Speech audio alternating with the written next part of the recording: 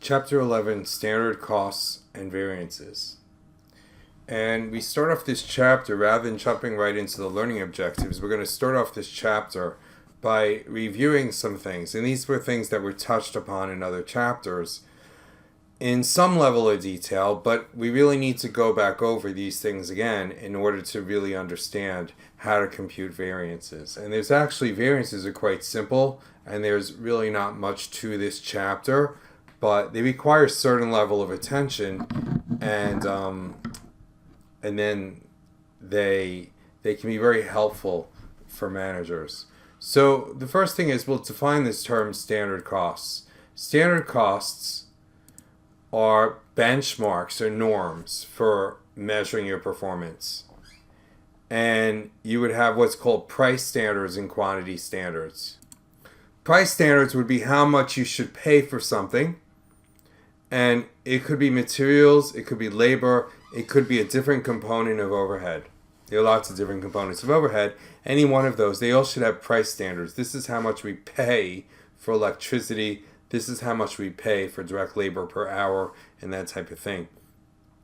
And quantity standards explain how much of an input we should use to make a product or a service. So for example, how much materials go into one product. I had as a client a company, Schaefer Pen, and they're still around.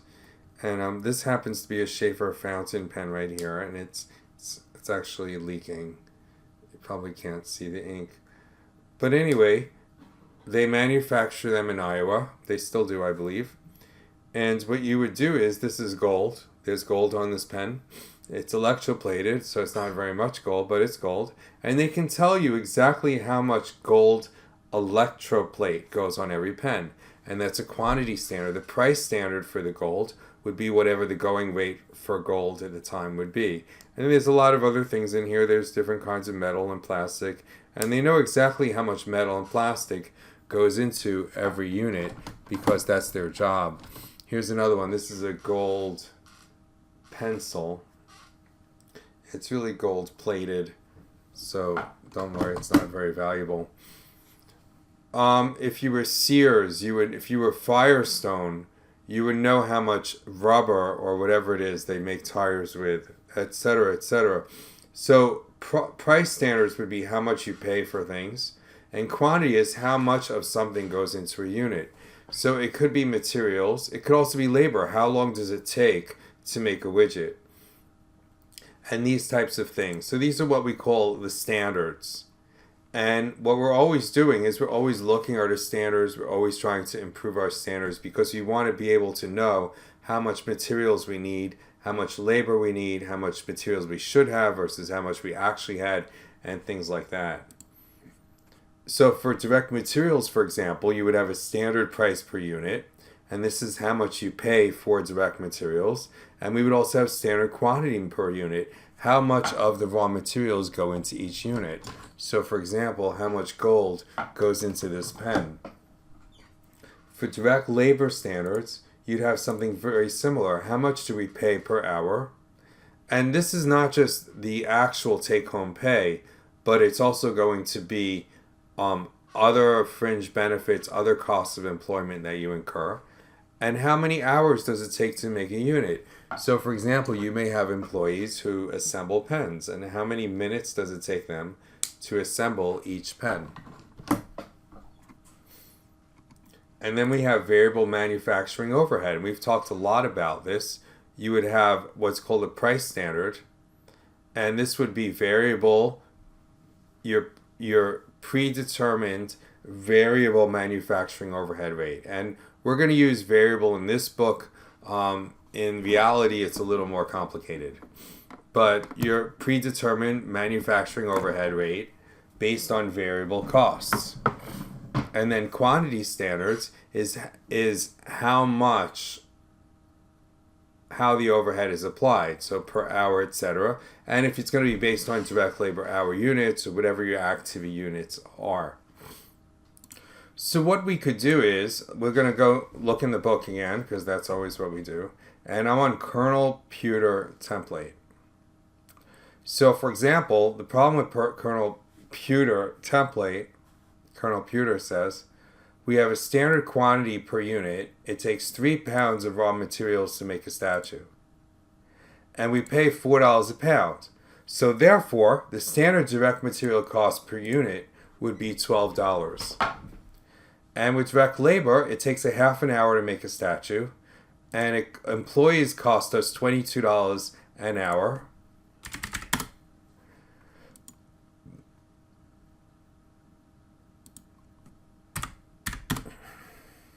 And therefore, we pay $11 direct labor per statue. Now, overhead is applied per direct labor hour also. So we already know that it takes a half an hour to make a statue. And the predetermined manufacturing overhead rate, I'm not going to go over how to do that, is $6 an hour. So the standard variable manufacturing overhead cost per statue is going to be $3. So we can summarize this into something called a standard cost card, where, for example, direct materials is 3 pounds per statue, and the rate is $4 a pound, and therefore we pay $12.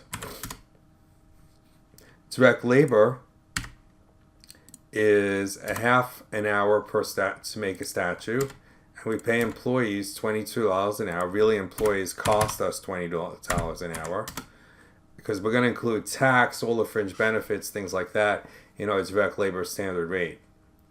And then variable manufacturing overhead is also based on direct labor hours, so it's a half an hour of work per statue. Predetermined manufacturing overhead rate is $6, and therefore it costs us $3.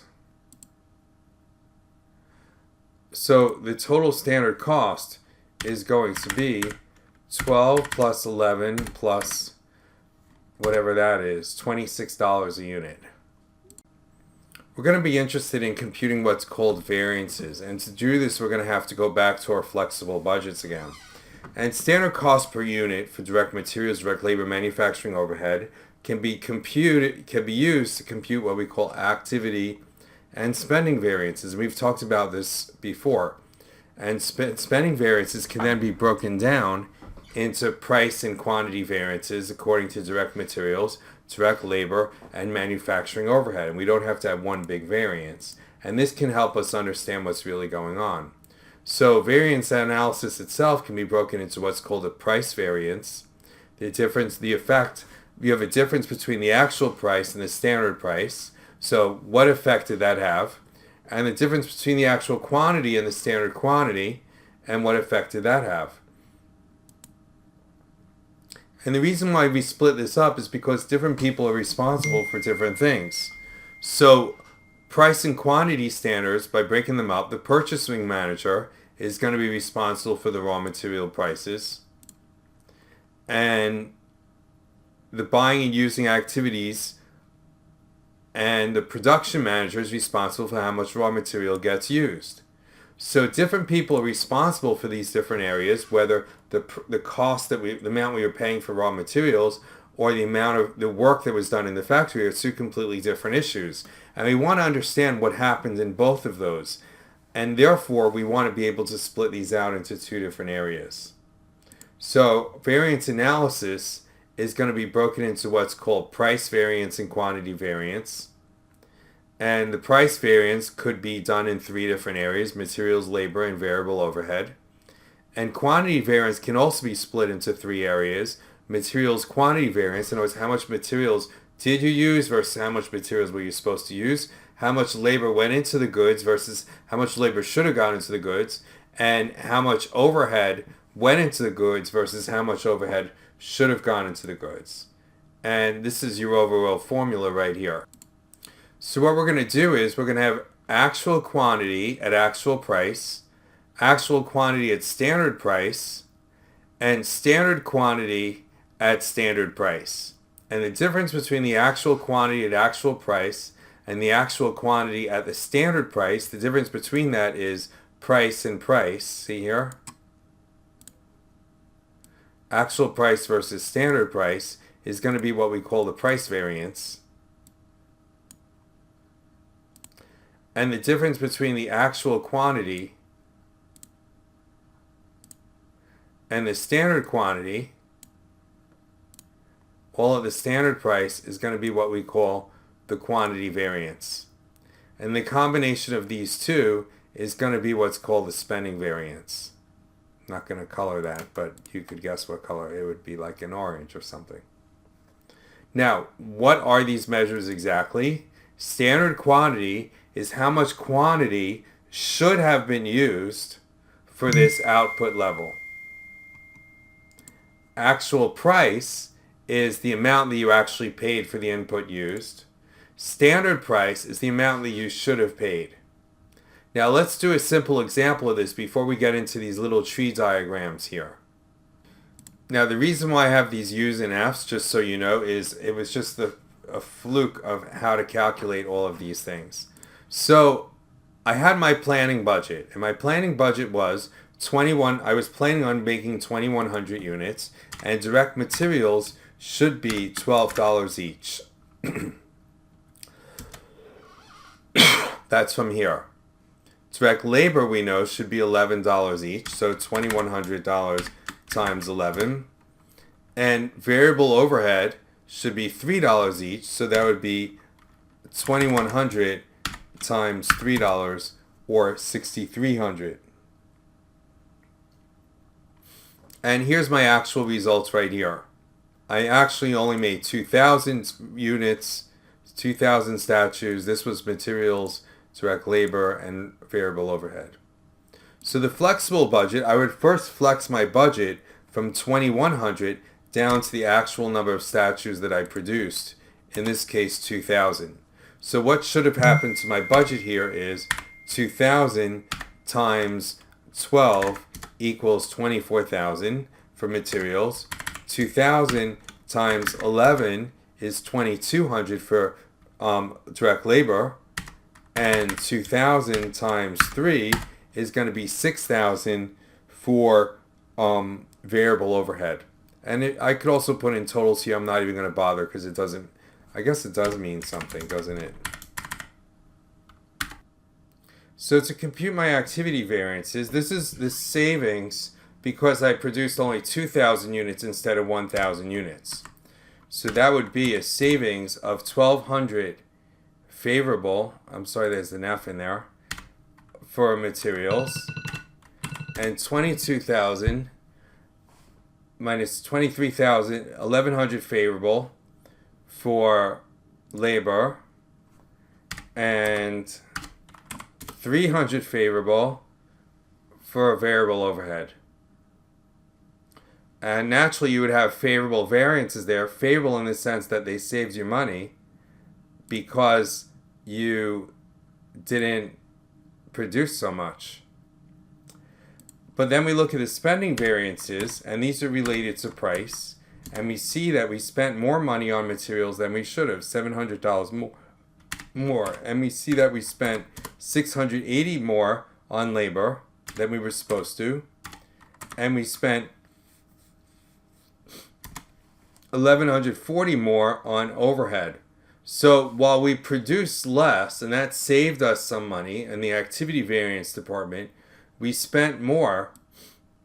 So it seems like the materials were a little more expensive, the labor was a little more expensive, and variable overhead was also more expensive.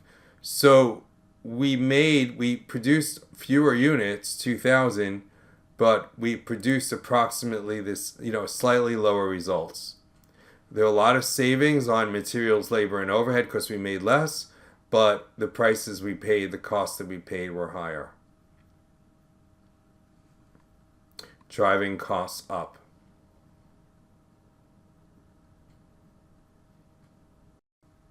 Learning Objective 1, compute the direct materials price and quantity variances and explain their significance. For your notes, I've produced here the general model.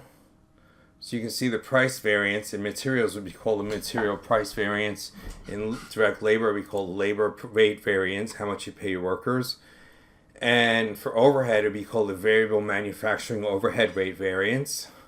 And the quantity variance, so that this would be differences in how much you pay to buy materials, how much you pay your workers, and how much you pay for overhead. This would be caused by differences in quantity used. So how much materials you used, if you used a little more materials than you were supposed to, how much labor you used, if you used a little more labor than you were supposed to, and how much overhead you used, if it was a little more overhead than you were supposed to use. And spending variance would be the combination of the price variance and the quantity variance. So we go now to a direct materials template. And I put this up here for reference. The difference between the actual quantity times the actual price and the actual quantity times the standard price would be your materials price variance.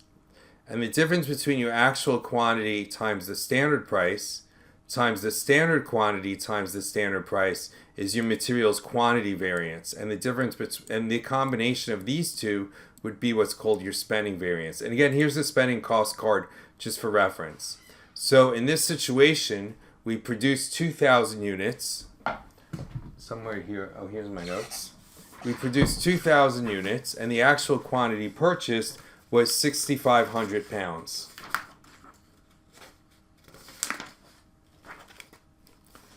The actual price paid was $3.80.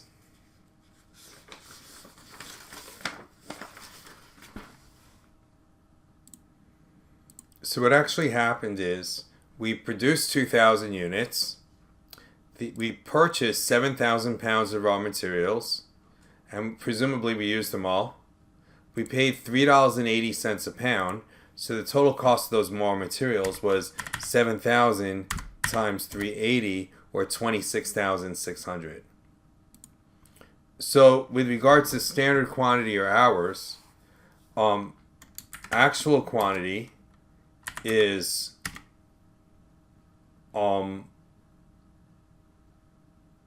7,000 pounds, and the actual price was $3.80. So therefore, the total actual cost was $26,600.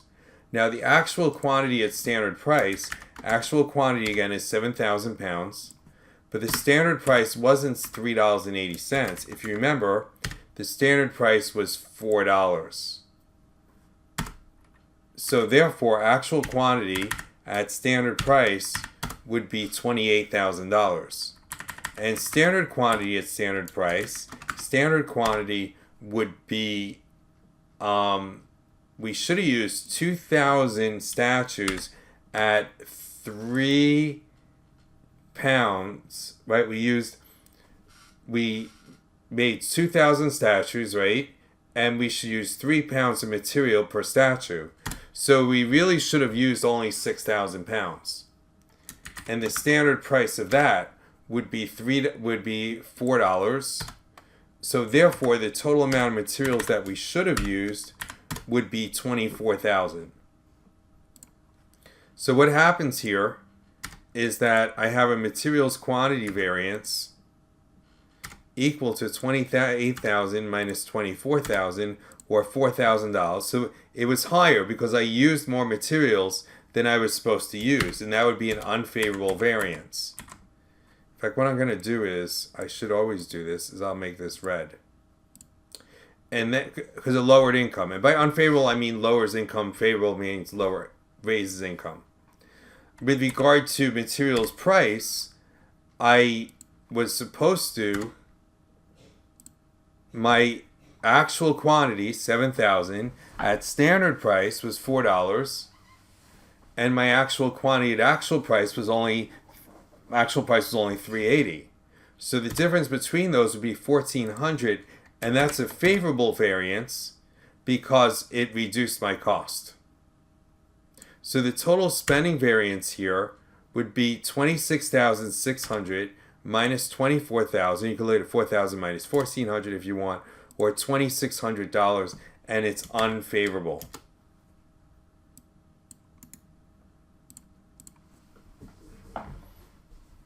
Now, what you would want to do is you want to go back and figure out why. So we used a lot more materials than we were supposed to. That's part of the story. Why?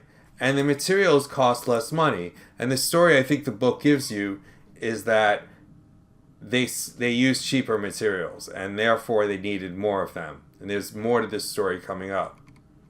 Now, this is a side note. It's at the end of the chapter, but I'm doing it here so I cover all the materials together. It's possible that the actual quantity purchased is not the same as the actual quantity used in production. So let's say while they purchased 7,000 units, they only use 6,500. Some companies will use a more accurate approach.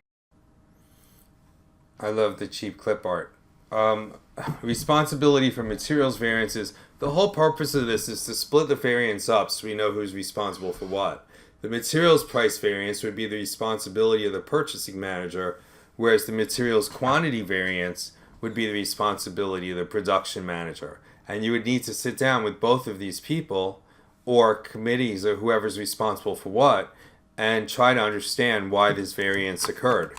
And it's possible that the standard was off and it just was inaccurate, or it's possible that they spent more money or less money or used more materials or less materials than we're supposed to use. So here they have a little quote from this guy. I'm not responsible for this unfavorable materials quantity variance. You purchased cheap materials so my people had to use more of it. And she's saying your poor scheduling sometimes requires me to rush order materials at a higher price, causing unfavorable price variances, and you have quite a dysfunctional management over here. Learning Objective 2. Compute the direct labor rate and efficiency variances and explain their significance. So it's going to follow the same format that we were doing before. And we go over here to direct labor template. And we're talking now about direct labor. So it's going to be the same differences, except we're going to have the direct labor variance, which is how much we pay our workers, and the labor efficiency variance, how much is produced. So this is the standard cost card from before. We're producing 2,000 units. Direct labor actually worked is 1,050 hours. The actual wage rate is $21.60, not a pound, an hour. And the total cost was $22,680. So we do our calculations again. And the actual quantity times the actual price, this is how much we paid. In this case, the actual quantity was 1,050 hours were worked at $21.60 an hour.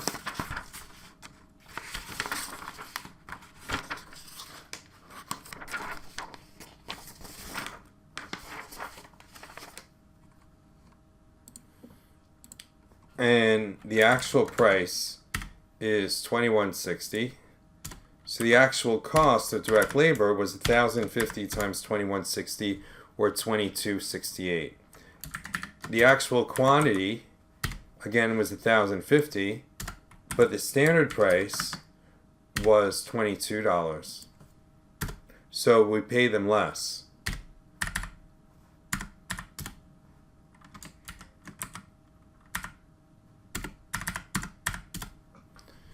And therefore, we had a labor rate variance of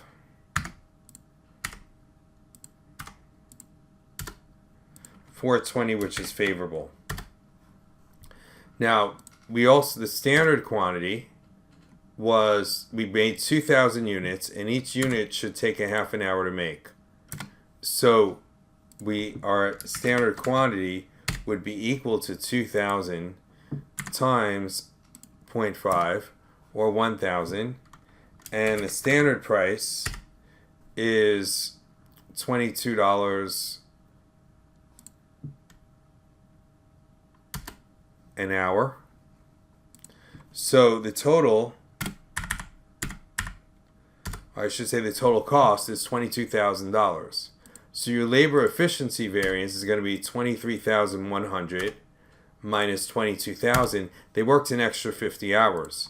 So that's 1,100 as an unfavorable variance. And then we have this favorable labor variance. The total spending variance would be 22,680 minus 22,000, or 680, which is unfavorable because it was higher than standard quantity at standard price. And that's how you would do your labor variance. And again, what you would want to do here is you want to assign responsibility. And production managers here are usually in charge. So there's the concern about the mixture of skill levels assigned to work tasks, employee motivation, the quality of supervision, training, etc. And here you go. He's going and blaming everybody else. I'm not responsible for unfavorable labor efficiency variance. You purchased cheap materials. It took more time to process it. I think it took more time to process. The maintenance department is poorly maintain your equipment. And you can see here this is a really well-run company. The story is you want to go back now and research this and figure out what happened. So the thing is, they hired a lot of new employees, and they hired them for less money. So they worked more hours, and they used more materials than they were supposed to because they're new employees and they just didn't know what they were doing. When I make these videos, I have a rule to never go back. So when you make a video, you just start and whatever happens, happens. And the phone is ringing off the hook. I'm at home now. And all these different things are going on at the time, and I keep deleting and going back. This is learning objective 3.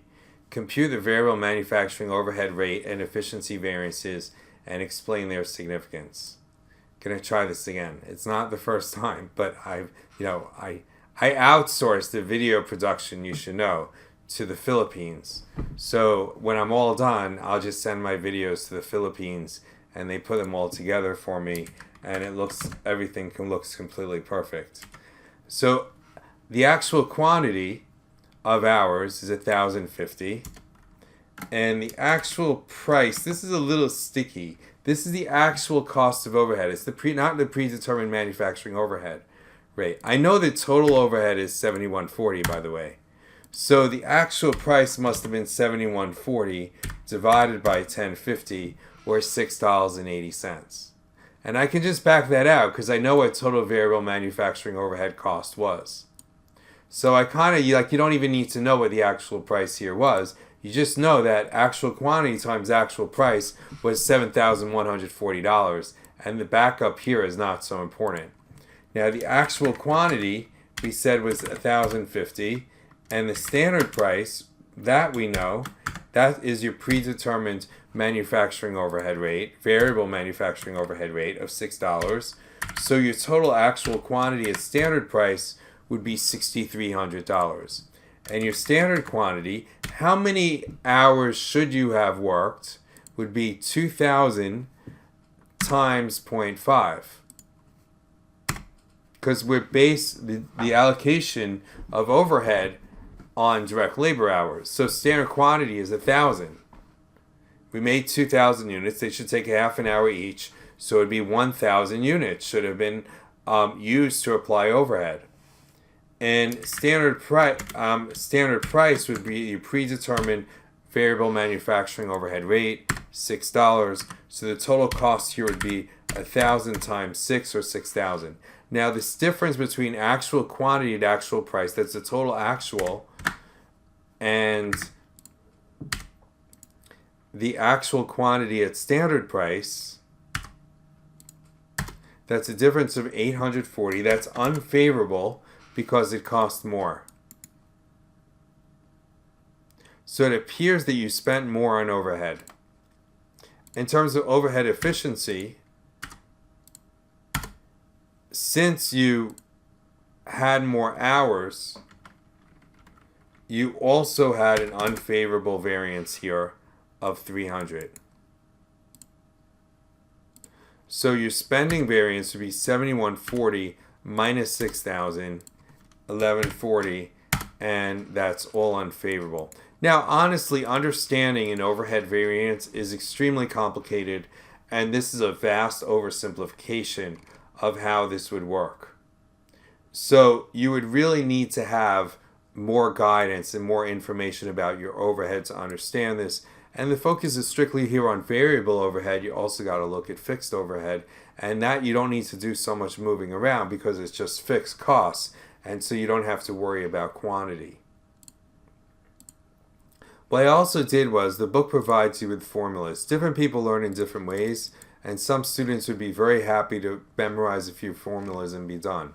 So here is a formula for your materials price variance and materials quantity variance. And here's a formula for your materials price variance when you have when the quantity of materials purchased doesn't equal the quantity used in production. So materials price variance would be based on the actual quantity of pounds purchased. Materials quantity variance would be the same as up here, except it would be based on the quantity of materials used in production. Direct labor variance, here's your formula. Actual hours times actual rate minus standard rate. And for labor efficiency variance, is standard rate times actual hours minus standard rate. And variable overhead rate variance, again, is going to be the same. So these formulas here are very closely related to each other. They're actually the same. I always found it was hard for students to memorize these things because they kind of go back and forth in different directions, and it can get confusing pretty easily. So I like to emphasize the diagrams. Nonetheless, if you're someone who likes to memorize formulas, then this would probably be an easier way to prepare for this topic.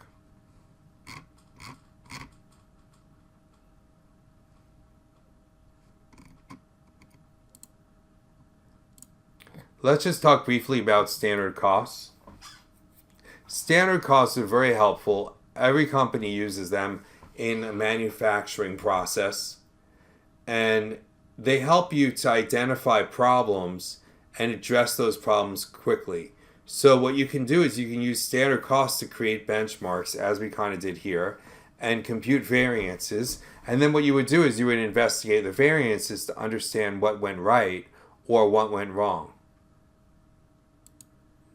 And you don't necessarily want to blame people when things go wrong, but you want to determine what happened and try to fix the problem. Standard cost variance is usually done on a monthly basis, and variance reports are usually prepared monthly, and sometimes the information is outdated. Also, there's a tendency for variances to be misused. It's kind of a club against employees. I don't mean like a club like, a dance club. I mean like a club hitting them on the head. So sometimes if you just sell, we had a cost overrun here and here and it's all your fault and what are you doing and that kind of stuff. And it sometimes doesn't work that way. Furthermore, labor variance is very difficult because of the automated manufacturing environment. You have manufacturing environments today where there is no direct labor. And that makes all of this a lot more difficult. And sometimes meeting standards sends a message to employees that they just have to do this. Whereas you actually want employees to continuously improve, to continuously produce more with less at a lower cost. And the terms favorable and unfavorable can be very misleading because favorable might increase income and unfavorable might decrease income, but a favorable variance might actually indicate that your quality went down, and an unfavorable variance might indicate that your quality went up. So you have to really focus on the big picture and not just on total cost. And you can't overly emphasize meeting the standards. Rather, what you want to do is you want to use this variance data to understand what's going on and to improve your operations going forward. In every situation, we talked about planning and control again, and planning is setting forward what's going to happen, and control is making sure that you're actually on plan. And the analogy I gave is going on a trip. You're going on a trip, and you're driving, and every once in a while you look at your map and you make sure you're on the right road. And if you're not on the right road, then you would want to try to figure out how to get back on. And variance analysis is a great tool for doing this because it can help you identify problems quickly so that you can, if you're off course, you can get back on course and find the problem. And if you're way off course, then you can use variance analysis to understand what's really happening and address the problems that need to be addressed. Thank you for watching these videos. This is the final video. Chapter 11 was the last chapter that we've gone over. If you've seen a few of them, I appreciate you watching them, and I hope that I helped you learn a little more about managerial accounting. There is, of course, another great way to learn about managerial accounting, and that's by reading my book, Managerial Accounting for Dummies. And you're not a dummy because you've spent so much time watching my videos here, but this is published by Wiley. You can Google it. It has, I think, 4.5-star reviews on Amazon. It's a great book. It's very entertaining and informative, and it's got a lot more interesting details about managerial accounting to help you really understand the topic well.